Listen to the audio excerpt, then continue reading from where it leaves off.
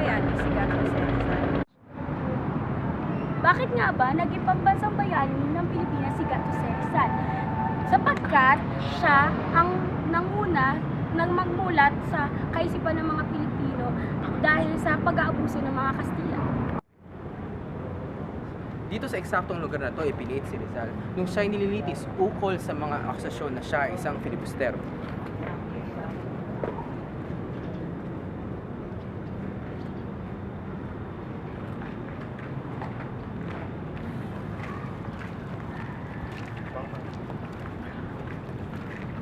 Ika-30 naman na Disyembre taong 1897 nang hinatulan si Dr. Jose Rizal ng kamatayan sa pamamagitan ng pagbabaril sa Bagong Bayan.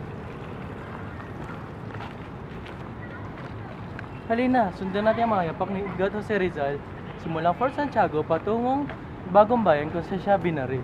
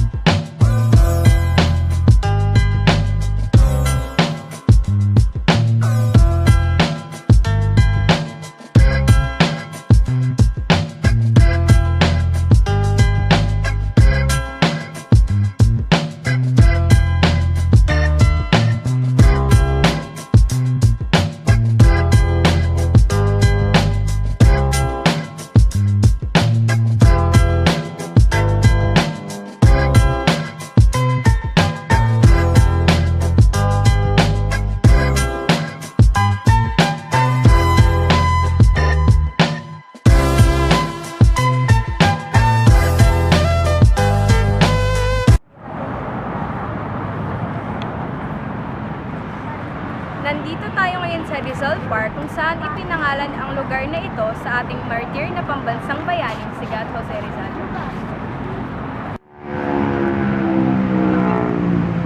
Bago ang magiting ng pagkamatay ni Dr. Jose Rizal, siya ay nag-iwan sa atin ng katabang kabataan ng pag-asa ng bayan. Kaya naway, sa kapagkamatay ni Dr. Jose Rizal, magsilbi sana itong tanglaw sa atin upang patuloy nating ipagpatuloy ang kaugalian ng pagiging makabayan at ang tunay na pagmamahal sa inang bayan. Nang sa gayon, ang ating kinabukasan at ang ating magiging susunod na salinlahi ay patuloy na magdanas ng kabutihan at ng magandang kaugalian.